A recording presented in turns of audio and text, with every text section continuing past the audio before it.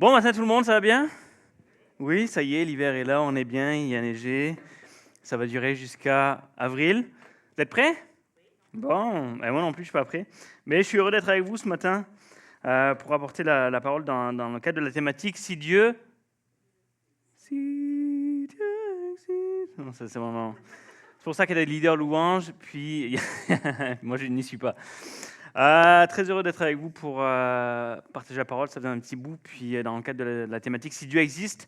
J'aime ce genre de thématique-là où on parle d'apologétique, où on parle de la défense de la foi, parce que ça fait en sorte qu'on réfléchit aussi à notre foi. Notre foi, ce n'est pas juste un truc où on est dans les airs, on est dans les papillons, puis ça y est, notre cœur est touché. Non, ce n'est pas juste ça.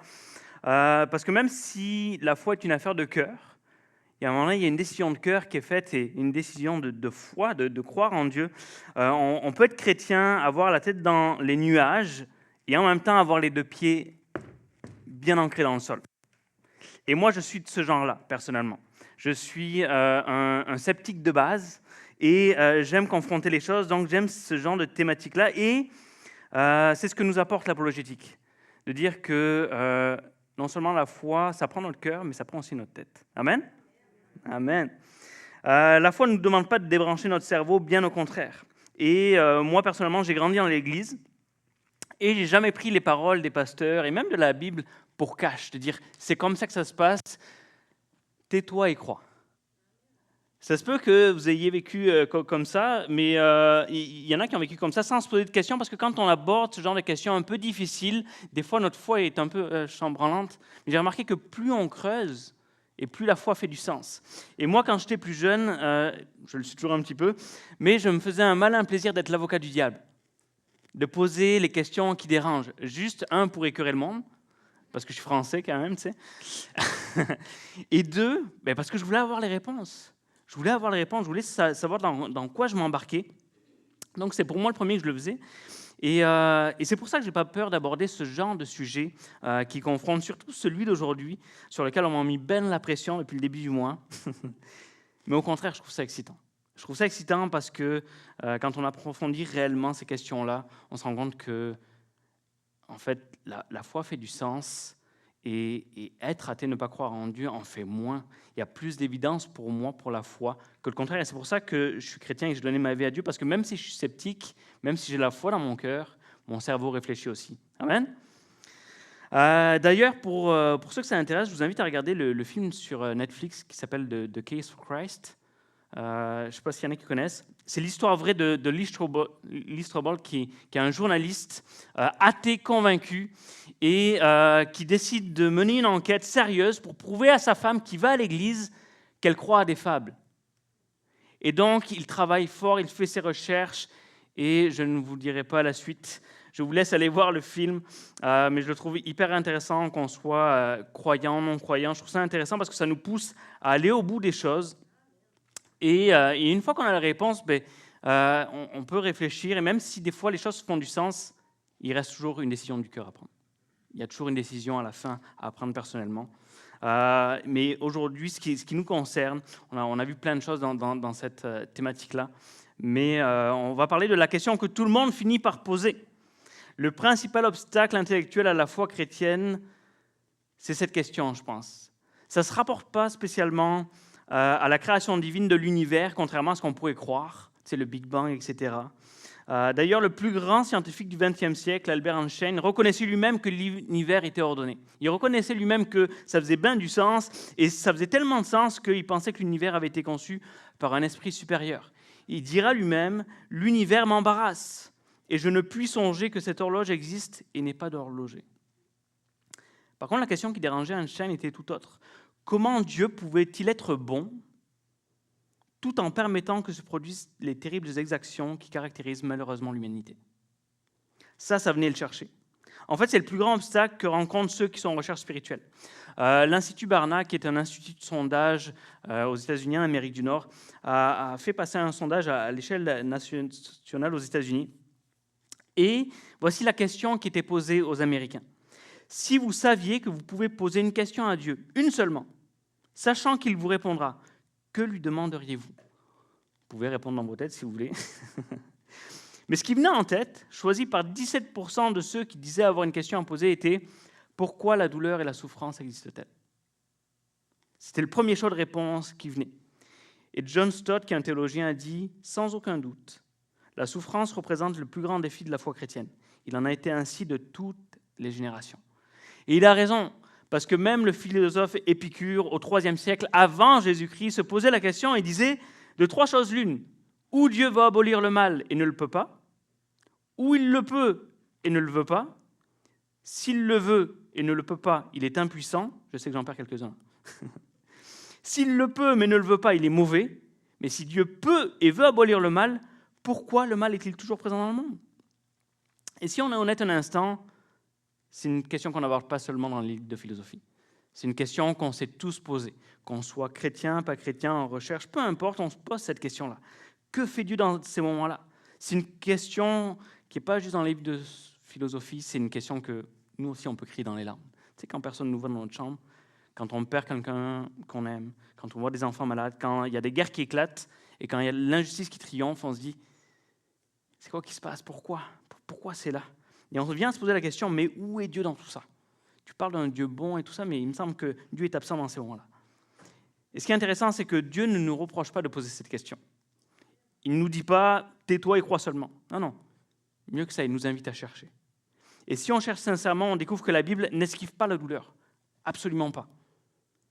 Elle l'affronte clairement, elle l'affronte en pleine lumière. Et aujourd'hui, j'aimerais qu'on aille sur ce chemin ensemble, pas pour donner une réponse magique, mais pour comprendre le cœur de Dieu dans la souffrance. Juste donner quelques pistes, quelques éléments. Alors c'est certain que c'est un sujet tellement vaste et tellement complexe qu'en 40 minutes, on n'en fera pas le tour. Mais l'idée, c'est de nous donner quelques pistes de réflexion, de faire notre propre chemin aussi personnel. Alors, on va voir quelques points ce matin. Est-ce que vous êtes prêts? Good. Il y en a, ils sont prêts, ils sont là, ils prennent des notes. Point 1. Le mal existe, mais il prouve qu'il y a un bien réel. Avant de devenir chrétien, C.S. Lewis, qui est un théologien et qui est aussi l'auteur de Narnia, pour ceux qui connaissent, vous connaissez Narnia? Qui est aussi l'auteur de Narnia, il y a eu des films qui ont été faits sur ses livres. Lui aussi était un athée convaincu. Et son principal argument contre Dieu, c'était justement la souffrance. Et il posait la question, comment un Dieu bon pourrait-il permettre autant d'injustice et de douleur? Ce n'est pas tant si Dieu existe, c'est si un Dieu bon existe. Pourquoi il permet cette injustice? Pourquoi il permet cette douleur? Mais un jour, il a une révélation, puis il la partage dans Mere Christianity. Il dit « Mon argument contre Dieu était que le monde est injuste. Mais comment avais-je eu l'idée d'une justice si le monde n'était pas un accident? On ne dit pas qu'une ligne est tordue, à moins d'avoir une idée de la ligne droite. » Autrement dit, si nous disons « c'est mal, c'est injuste, ça ne devrait pas arriver », c'est parce que nous faisons appel à une mesure morale universelle. Et cette mesure, ce n'est pas nous, c'est Dieu. Le mal, paradoxalement, ne prouve pas l'absence de Dieu. Il prouve plutôt qu'il existe un bien au-delà de nous, un bien suprême. Est-ce que vous me suivez à date? Good. Le point est le suivant. Si Dieu n'existe pas, où avons-nous été chercher la norme du bien dont nous nous servons pour juger le mal en tant que mal? C'est quoi qui fait qu'on détermine que le bien est bien et que le mal est mal? Et il faut distinguer deux formes de mal. Il y a le mal moral, causé par les choix humains, avec la violence, la trahison, la haine, et le mal naturel, comme les catastrophes, les maladies, les tremblements de terre, les cyclones, name it. Et la question devient, pourquoi Dieu n'intervient-il pas à chaque fois? Pourquoi Dieu n'est pas là, puis il arrête? S'il est tout-puissant, ne pourrait-il pas stopper les guerres, empêcher les cancers, bloquer le crime? C'est une bonne question. Et la réponse, elle est terrible. Oui, il le pourrait. Il le pourrait. Mais il y a une chose que Dieu refuse d'enlever, c'est la liberté. C'est la liberté. Ce qui nous amène à notre point 2. Dieu a voulu l'amour, et l'amour exige la liberté. L'amour exige la liberté. La défense habituelle de Dieu contre le problème du mal, c'est qu'il n'est logiquement pas possible d'exercer notre volonté librement sans avoir aussi la possibilité de commettre le mal. C'est comme quelqu'un qui insulte. Est-ce que vous aimeriez qu'à chaque fois que vous voulez insulter quelqu'un ou sacrer, votre bouche soit bloquée? Qui a déjà frappé quelqu'un quand il était enfant? Je dis enfant pour ne pas mettre quelqu'un. Moi, ça m'est arrivé. Est-ce qu'on aurait aimé quelqu'un nous... Non. Il y a une forme de liberté. En d'autres termes, dès que Dieu a choisi de créer l'homme avec le libre exercice de sa volonté, c'était à lui et non à Dieu que revenait la responsabilité du péché. C'est ce que signifie le libre arbitre. Lié à la décision de Dieu de créer l'être humain se trouve la possibilité de faire le mal. Et par conséquent, la souffrance qui en résulte. Alors, Dieu serait le créateur du mal ? Non, pas vraiment. Ce qu'il a créé uniquement, c'est la possibilité du mal. Dieu a créé la possibilité du mal. Par contre, c'est l'être humain, c'est l'homme qui a activé ce potentiel-là. La source du mal n'est pas du ressort de la puissance de Dieu, mais de la liberté des hommes. Est-ce que vous me suivez ? J'aime ce dessin, j'ai vu, je ne sais pas s'il y en a qui connaissent Alain Auderzé. Alain Auderzé est un dessinateur chrétien, puis il a fait un livre que moi j'aime beaucoup, qui commence à dater un petit peu, une vingtaine d'années sûrement, qui s'appelle « Idées reçues ». Est-ce qu'il y en a qui connaissent ? Je vous invite à le lire, c'est hyper intéressant, ça nous fait réfléchir à des choses de la vie. Et il y a un dessin en particulier qui, moi, m'avait beaucoup marqué, c'est celui-là. Il dit, il y a deux pilotes qui sont là, puis il y en a un qui dit « Si Dieu existait, il n'y aurait pas de guerre ». Et l'autre qui dit « Tu oublies un détail, Bob, c'est nous qui larguons les bombes, pas lui ». Souvent, on a une idée de ce qu'est le mal, de là où il faudrait l'arrêter, etc., mais nous-mêmes, nous commettons le mal, dans des petites choses, dans des petites affaires. Alors pourquoi Dieu n'a pas créé un monde sans liberté ? Dieu aurait pu créer des robots programmés pour lui obéir, des créatures incapables de faire le mal, toujours prêtes à dire oui, des yes men un petit peu. Mais ça aurait pas été de l'amour, ça aurait été de la mécanique. Et c'est pas ce que Dieu voulait. L'amour véritable ne peut exister sans la possibilité du refus. Et c'est cette liberté qui rend le mal possible, mais qui rend aussi possible l'amour, la bonté, la joie, la fidélité. En d'autres termes, le risque du mal était le prix de l'amour. Et il l'a pris. Alors pourquoi Dieu ne bloque-t-il pas seulement les pires actes ? Ok, d'accord, on comprend cette idée, Stéphane, mais est-ce que Dieu pourrait juste bloquer les actes les plus horribles ? On pourrait dire, d'accord, Dieu laisse la liberté, mais il pourrait au moins empêcher les pires horreurs. Les génocides, les viols, les meurtres d'enfants, on est d'accord là-dessus. Le problème de ça, c'est où qu'on trace la ligne ? C'est où le mal devient plus insupportable pour dire « Ah, c'est là, est-ce que c'est là ? C'est à quel moment ?» À quel moment on place la ligne ? Devrait-on aussi bloquer le mensonge, la colère, la jalousie ? Les petites remarques déplacées juste pour piquer ? Est-ce que vous me suivez ? Moi, je suis bon pour ça, il faut que Dieu me travaille. À quel moment la liberté devient-elle une illusion ? Est-ce qu'on est libre ou on ne l'est pas ? Jusqu'à quel point ? Où est-ce qu'on trace la ligne de ça on peut le faire, ça on peut le faire ? Est-ce que frapper quelqu'un ? Est-ce que pousser quelqu'un ? Est-ce que l'intimidation à l'école ? Où est-ce qu'on trace la ligne ? Et c'est là que ça devient compliqué. On ne peut pas tracer la ligne. Si Dieu intervenait à chaque mauvais choix, plus rien ne serait vraiment libre, et donc plus rien ne serait vraiment bon. Dieu n'approuve pas le mal, mais il accepte le risque pour rendre l'amour possible. Mais il y a une question qu'on doit affronter, ce qui amène au point 3. Pourquoi Dieu permet-il la souffrance ? Une des choses, c'est que la souffrance n'est pas une punition automatique. Ça, souvent, c'est une réflexion chrétienne. On croit que si on est puni, c'est parce qu'on le mérite. S'il nous arrive des choses, c'est parce que Dieu nous punit. Beaucoup de gens pensent, si je souffre, c'est que Dieu me punit. Mais la Bible ne dit pas ça. Job était un homme juste. Je ne sais pas s'il y en a qui ont déjà lu le livre de Job. C'est un bon livre. Quand tu lis ce livre-là, tu fais « Ah, ça va, je ne suis pas si pire, je m'en sors bien ». Job, c'est vraiment le livre de la souffrance. Un homme qui a souffert, et c'était injuste, il a tout perdu. Tout. Il a perdu ses richesses, ses maisons, ses enfants, sauf sa femme. Dieu est bon. Il n'y a pas beaucoup de femmes qui ont dit Amen, c'est bizarre. Pareil, Jésus était parfait, et pourtant il a souffert plus que quiconque. La souffrance n'est pas forcément une punition. Par contre, elle n'est jamais inutile non plus. La souffrance n'est jamais inutile. Parce que la souffrance révèle, la souffrance purifie, puis la souffrance transforme. C.S. Lewis, théologien, qui a écrit « Dieu murmure dans nos plaisirs. Il parle dans notre conscience, mais il crie dans nos douleurs.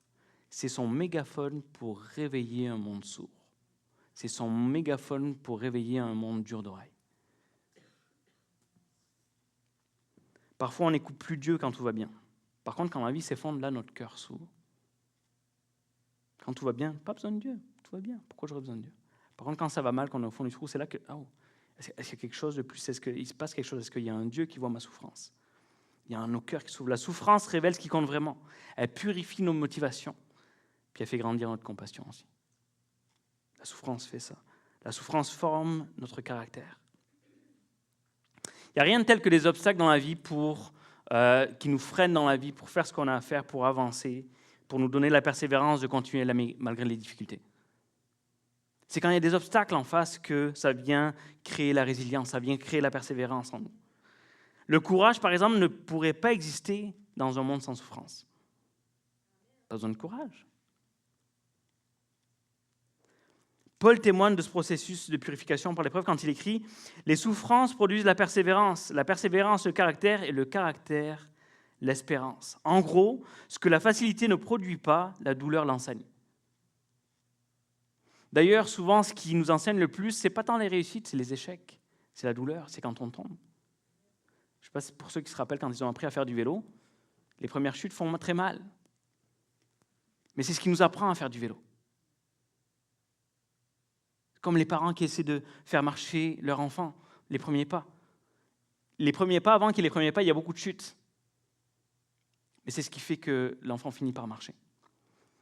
Parce que la facilité ne produit pas, la douleur l'enseigne. Le but de notre vie ici-bas, ce n'est pas le confort.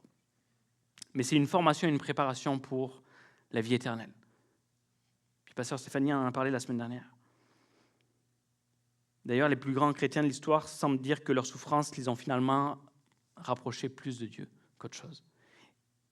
Et si je pense, on faisait le tour ici ce matin, et moi le premier, ce qui me rapproche le plus de Dieu, c'est quand je souffre, c'est quand je suis dans la douleur, c'est quand j'ai besoin d'espoir. C'est souvent dans mes moments les plus sombres que je suis le plus proche de Dieu. Des fois, je vous avoue, je pense que je suis un peu maso, je sais pas vous, mais des fois, c'est comme si, quand tout va bien, quand tout va trop bien dans ma vie, je regrette les moments où c'est un peu plus difficile, parce que j'étais plus proche de Dieu à ce moment-là. Pas vous, bien sûr, je parle de moi. Et c'est sûrement la meilleure chose qui puisse nous arriver, de se rapprocher de Dieu. Il est donc possible que Dieu puisse prévoir que nous avons besoin de souffrir pour des raisons que nous ne pouvons pas comprendre, mais que Dieu connaît à l'avance et qui sont nécessaires pour la réalisation d'un bien futur. On peut donc convenir que Dieu n'est pas mauvais en nous permettant ce mal. Demandez au dentiste. Vous savez, quand il vous plante, là, la fameuse aiguille, là, ça fait mal, mais on a besoin de ce mal pour guérir le mal qui est encore plus grand. Demandez aux enseignants, aux profs. On fait de la course, puis on doit courir de plus en plus vite et avoir mal. Mais c'est ce qui nous fait progresser. Je ne sais pas si vous avez vu certains sur les réseaux sociaux, peut-être des reels, tu sais, où tu vois un homme ou une femme qui essaie de libérer un animal qui est pris au piège. Et en fait, l'animal souffre. Et quand l'humain vient pour l'aider, qu'est-ce que croit l'animal ? Ouais. L'animal croit que l'humain qui vient va l'achever, va le tuer. Et quand il essaie de l'enlever du piège, ça fait mal, la douleur, elle est vive. Et tu vois l'animal, je vais m'arrêter là. Pourtant, il y a besoin de cette souffrance-là sur le moment pour qu'il y ait une délivrance plus grande. Et je crois qu'il y a une plus grande différence entre Dieu et nous qu'entre nous et les animaux. Et des fois, on ne comprend pas pourquoi Dieu permet cette souffrance-là. Et des fois, on a l'impression, de la même manière que l'animal croit qu'on vient pour le tuer, des fois, on croit que Dieu nous veut du mal. Non. Des fois, il permet certaines souffrances pour un bien plus grand. C'est juste qu'on ne le comprend pas, on ne le saisit pas. Des fois, il y a des raisons qu'on ne comprend pas, mais qui sont nécessaires. C'est paradoxal, mais c'est la souffrance qui nous fait avancer. Sans souffrance, nous serions des enfants gâtés, impossibles à vivre. J'aime cette histoire que j'ai lue, que je trouvais vraiment intéressante. Je me suis dit, il faut que je la partage. C'est comme dans la vieille série télévisée américaine, La 4e dimension, pour les plus vieux d'entre nous. Et à un moment donné, ce qui arrive, c'est qu'on voit une gang de voleurs se faire tuer. Et l'un d'eux se réveille sur un petit nuage à la porte d'une cité céleste. Et il y a un homme tout blanc vêtu qui lui donne aimablement tout ce qu'il désire. Tout ce que tu veux, je te le donne. Mais bientôt, à force, le gars est tanné. Il en a marre d'avoir trop d'or.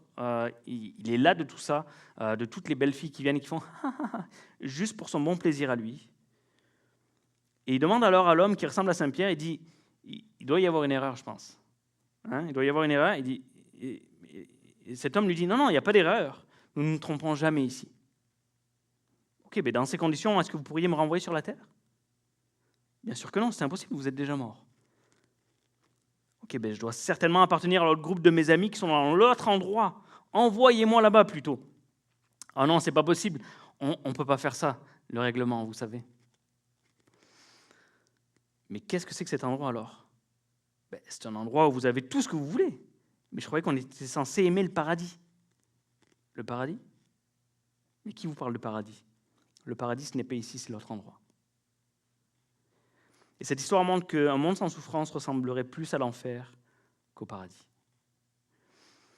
Une autre chose avec la souffrance, c'est que, entre guillemets, vous allez comprendre l'idée, c'est que Dieu recycle la souffrance. Dans The Case for Faith de Lee Strobel, il raconte l'histoire d'une femme qui est paralysée après un accident.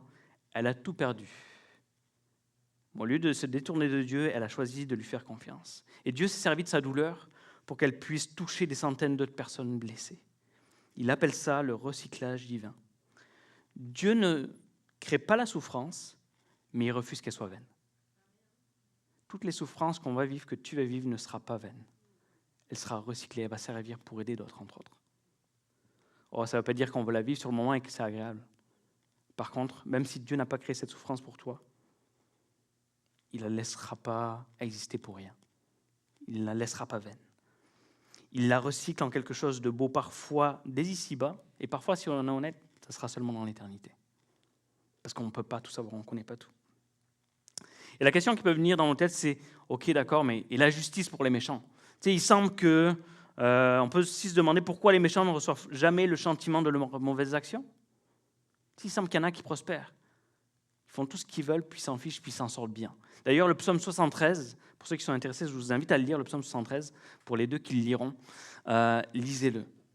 Le psaume d'Asaph, très connu que j'aime beaucoup, où justement cet homme est là et il dit « Seigneur, j'ai fait tout ce que tu voulais, j'ai fait ce qui est bon, je respecte les autres, je fais le bien, puis je suis dans la misère, puis je vois tous ceux qui font n'importe quoi, puis il leur arrive rien. Comment tu permets ça ?» Il ne comprend pas, il ne comprend pas. Puis on peut se dire, mais Dieu peut certainement pas penser que ce soit juste ce qu'ils font. Alors comment fait-il pour voir et rester sans rien faire? Pourquoi il les laisse prospérer comme ça? Pourquoi il n'intervient pas pour régler tous les problèmes que le mal crée sur la terre? En fait, c'est faux, c'est une fausse pensée, ça. Parce que les gens ne peuvent pas s'en tirer comme ça. J'aime cette phrase-là qui dit « justice retardée ne veut pas dire justice manquée ». Ce n'est pas parce que la justice prend du temps, la justice de Dieu prend du temps, puis souvent, nous, on est impatients. Mais le temps de Dieu n'est pas notre temps à nous. Justice retardée ne veut pas dire justice manquée. Pourquoi? Parce que le jour des comptes viendra et Dieu tiendra pour responsables ceux qui ont commis le mal et les souffrances qu'ils ont engendrées aussi. Puis ça, Dieu nous le promet.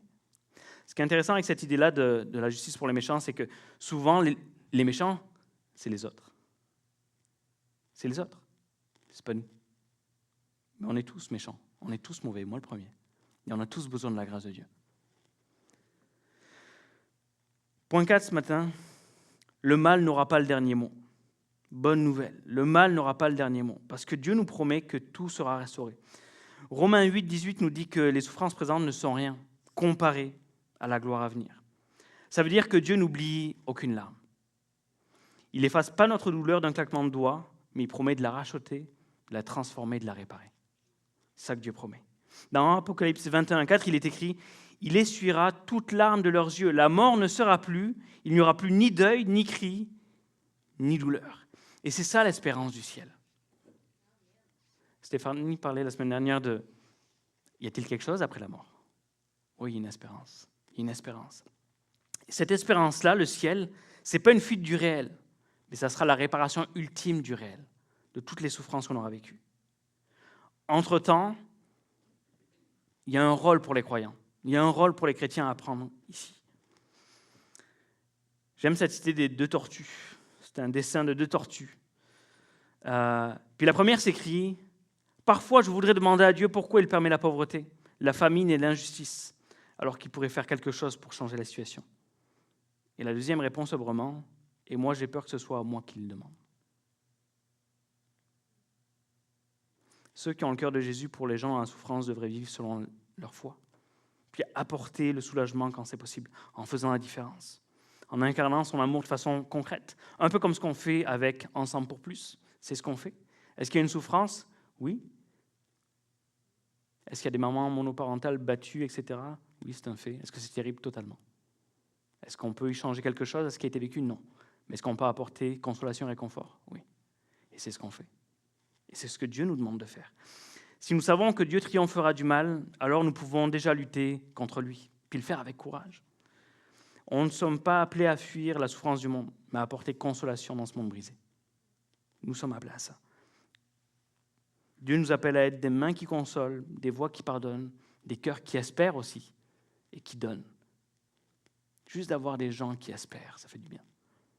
En fait, quand tu aides quelqu'un dans sa douleur, tu participes déjà à la victoire finale de Dieu sur le mal. La bonne nouvelle dans tout ça, en tout cas ce qui est rassurant et ce qui fait du bien, c'est que oui, il y a le mal, oui, il y a de la souffrance. Et la vérité, c'est que, et ce matin et à la fin de notre vie, on n'aura pas toutes les réponses. On n'aura pas toutes les réponses. Il y a sûrement des pourquoi qui ne seront pas répondus. Sûrement, certainement. Comme Job, qui demande à Dieu. Et Dieu ne lui donne pas une réponse, il lui répond par une question. Il dit, qui es-tu? Qui es-tu? Et Job aurait pu continuer pendant des années à parler à Dieu, mais ce qui est intéressant, c'est que la réponse de Dieu lui suffit. Pourquoi? Parce qu'il était dans la présence de Dieu. Et sûrement que si Dieu nous donnait toutes les réponses logiques, on ne serait pas satisfait. On ne serait pas satisfait. Point 5, ce matin. Dieu n'est pas resté spectateur, il a souffert avec nous. Il a souffert avec nous. C'est ici que la foi chrétienne devient unique. Beaucoup de philosophes parlent d'un Dieu lointain, indifférent, impassible, loin de nos affaires, mais la Bible nous montre un Dieu qui entre dans la souffrance humaine, qui connaît la souffrance humaine. En fait, la réponse de Dieu au problème de la souffrance est qu'il ne l'a pas évité. Il ne l'a pas évité du tout. Parce qu'en Jésus, Dieu a connu la faim, la fatigue, la trahison, l'abandon, la torture et la mort. Il a connu tout ce que l'être humain vit dans sa vie. Ce n'est pas un Dieu distant, c'est un Dieu blessé. En fait, quand tu souffres, tu peux dire « Mon Dieu sait ce que ça fait. Il sait ce que ça fait, il connaît. Il sait ce que je vis. » Il n'est pas resté sur un trône doré, il est descendu sur une croix ensanglantée. La croix, c'est le mal transformé en bien suprême. Parce que la croix est la plus grande injustice de l'histoire. Le seul homme parfait à avoir été exécuté comme un criminel. Mais Dieu a transformé cet acte d'horreur en acte le plus magnifique qui ait jamais existé. Le salut pour toute l'humanité. Ce que l'homme a voulu pour le mal, Dieu l'a tourné vers le bien. La croix devient la preuve que Dieu peut tirer du bien du pire. J'aimerais inviter les musiciens à venir ce matin. Dieu souffre aujourd'hui avec nous. Dieu souffre avec toi. Des fois, on peut se demander, est-ce que Dieu est là? Est-ce que Dieu comprend? Est-ce que Dieu sait? Oui. Pourquoi? Parce que sur la croix, Jésus ne souffrait pas seulement pour les péchés d'autrefois. Il ne souffrait pas seulement pour tout ce qui était en arrière, mais il portait chaque douleur, chaque larme, chaque souffrance, chaque cri. Parce que quand tu pries dans la douleur, tu ne pries pas un Dieu indifférent. Tu pries un Dieu compatissant. Parce qu'il connaît, parce qu'il sait, parce qu'il est passé par là. En fait, la réponse à la souffrance, ce n'est pas une réponse du tout. La réponse à la souffrance, ce n'est pas un argument. Parce que la réponse n'est pas un propos. La réponse à la souffrance, c'est une personne. C'est une personne. Il est la réponse. Jésus lui-même est la réponse. Ce n'est pas un argument philosophique bien tourné, c'est une personne, c'est la personne. Pourquoi? Parce qu'une idée abstraite ne peut pas être la réponse à la souffrance. Parce que quand on souffre, on n'a pas besoin d'un argument philosophique pour nous encourager. Parce que nous ne sommes pas en face d'un problème abstrait. C'est un problème personnel et la réponse doit être personnelle. La réponse doit être une personne, pas une chose. Pourquoi? Parce qu'elle concerne une personne. La question, c'est Dieu, où es-tu? Où es-tu? Est-ce qu'il nous accompagne dans tous nos enfers? Oui, il est là. Oui, il est là. Il est Emmanuel, Dieu avec nous, plus que jamais dans toutes nos souffrances. C'est pour ça que la Bible dit « Dieu est près de ceux qui ont le cœur brisé ». Ce qui est intéressant, c'est que ce n'est pas dit « Dieu est près de ceux qui croient ». C'est Dieu est près de ceux qui ont le cœur brisé. Que tu crois ou que tu ne crois pas, la compassion de Dieu est agissante. Elle est là. Et si tout ton cœur, il est là. Dieu est près de ceux qui ont le cœur brisé. Il offre sa présence. Car Dieu ne promet pas l'absence de souffrance. mais il promet sa présence dans nos souffrances. Et c'est certainement la plus grande des réponses qu'on peut avoir. Et des fois, ce n'est pas la meilleure réponse, entre guillemets, intellectuelle, mais c'est la réponse dont on a besoin. C'est la présence de Dieu. En fait, Jésus comprend ta souffrance. Pourquoi? Parce qu'il l'a vécu. Il l'a vécu. Dieu n'est pas resté dans les nuages à observer ton chagrin de loin, il est descendu au cœur du chaos, avec toi. Jésus connaît la douleur, pas seulement en théorie, mais par expérience. Par expérience. Ésaïe dit que Jésus était un homme de douleur, habitué à la souffrance. Un Dieu? Attends. Un Dieu tout-puissant?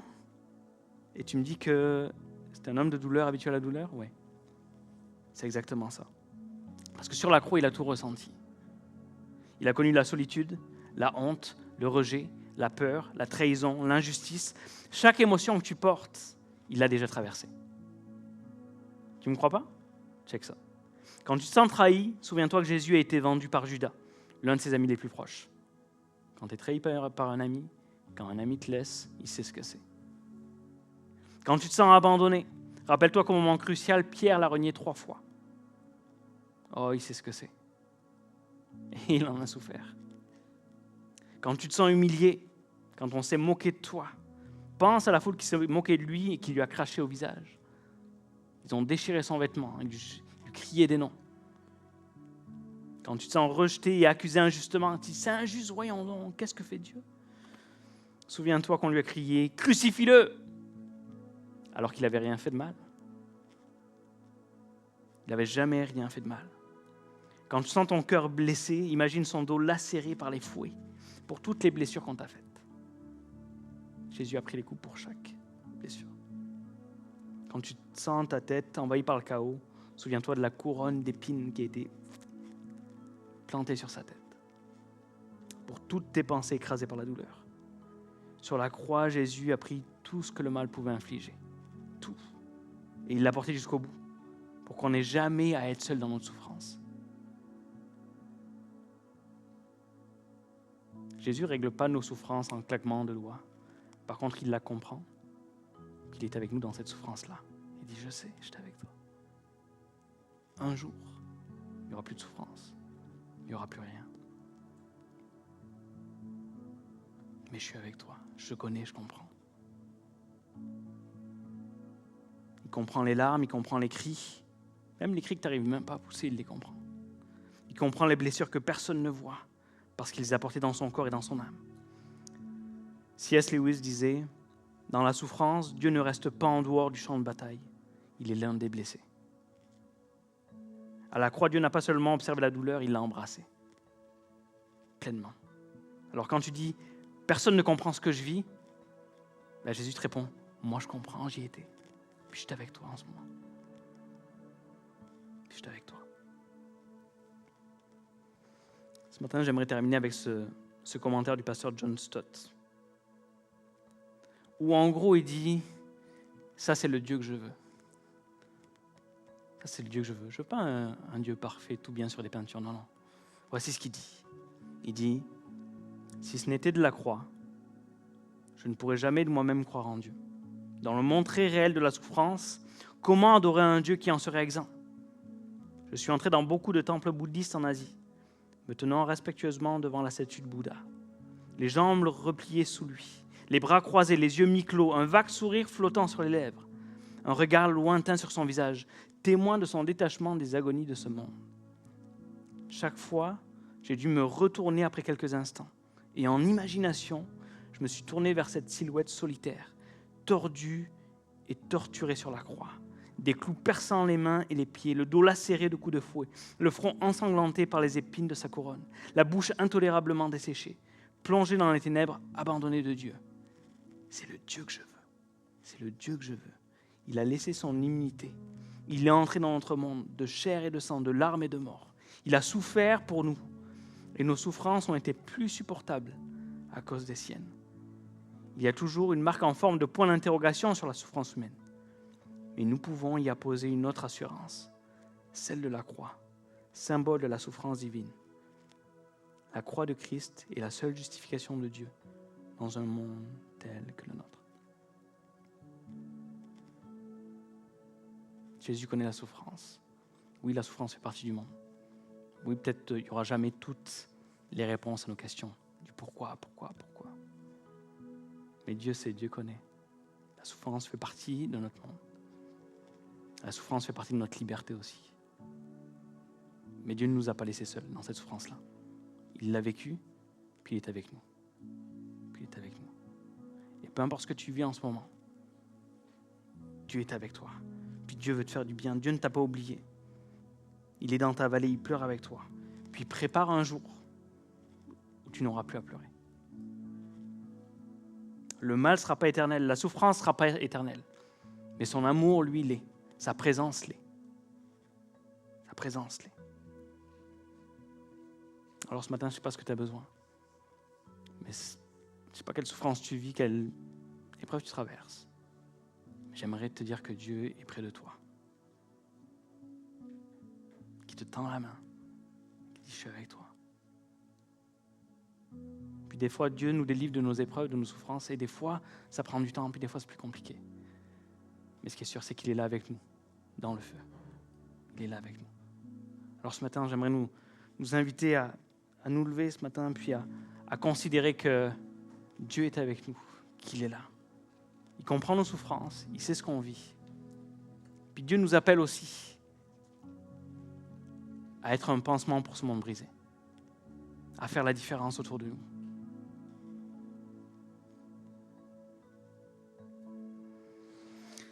Seigneur Jésus, je priais ce matin, Seigneur. Merci parce que tu ne donnes pas de réponse toute faite à la souffrance. Mais une chose est sûre, tu la connais. Tu l'as vécue. Seigneur, tu vois nos blessures, tu vois nos peurs, tu vois nos incompréhensions. Puis tu vois ce monde brisé que tu n'as pas abandonné. Merci parce que tu es venu y entrer toi-même.